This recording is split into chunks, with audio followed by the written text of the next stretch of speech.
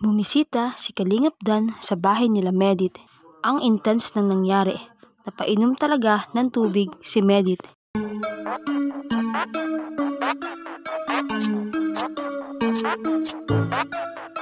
Sukidesu. Bumalik nga ng naga si Kalingap Dan para puntahan si Medit.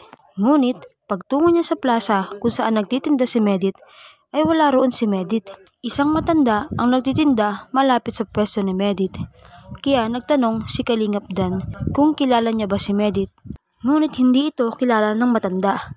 Kaya naisipan ni Kalingap Dan na tawagan na lang si Medit.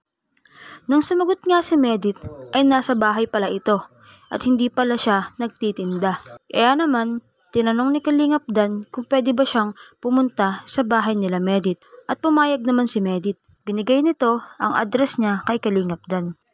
Pagdating nga nila sa kanto ng address ni Medit ay naglakad na ito papasok sa eskinita.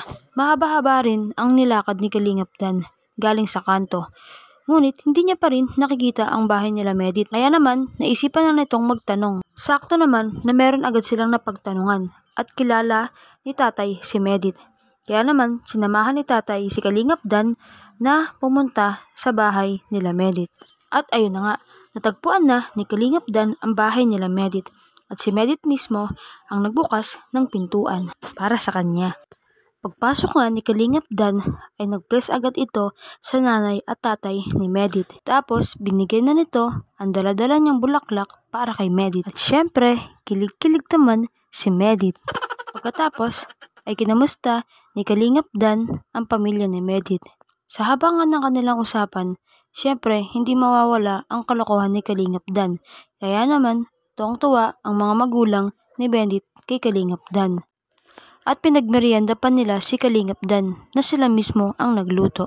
Kaya naman, tuwang-tuwa si Kalingap Dan at masarap daw ang luto nila Medit. Pagkatapos nga kumain ni Kalingap Dan, ay tumayo ito at hugasan niya raw ang pinagkainan niya. Kaya naman, umaksyon kaagad ng tayo si Medit dahil pipigilan niya si Kalingap Dan at siya na raw ang maghuhugas ng pinggan na pinagkainan ni Kalingap Dan. Ngunit, ini-insist talaga ni Kalingap Dan na siya na ang maghugas kaya walang nagawa si Medit kundi silang dalawa na lang ang naghugas ng mga plato. Hindi na nga namamalayan ni Kalingap Dan na nababasa na pala ang damit nito. Kaya naman, nagtanong si Kalingap Dan kung may extra t-shirt daw ba si Medit. Dahil manghihiram na lang ito. At nagtingin nga si Medit sa mga malalaki niyang damit. At pagbaba nga nito, nakita niya na nakatopless na si Kalingap Dan. At gulat na gulat si Medit na nahihiya dito. Ngunit mukhang maliit ang damit na nabigay ni Medit at hindi ito kasya kay Kalingap Dan.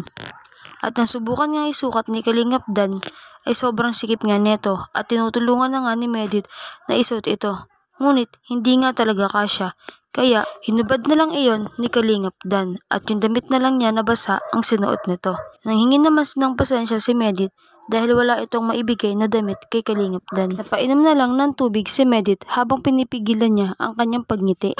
Pagkatapos nga nun ay niyaya na ni Kalingap Dan si Medit na lumabas dahil nagpaalam na nga rin ito sa nanay tatay ni Medit. Sa labas nga ay nag-uusap na sila sa kanilang kanya-kanyang buhay. Syempre, hindi mawawala ang mga banat ni Kalingap Dan. Kaya naman, tuwang-tuwa at kilig na kilig si Medit. Dito nga ay nakikilala na nila ang isa't isa.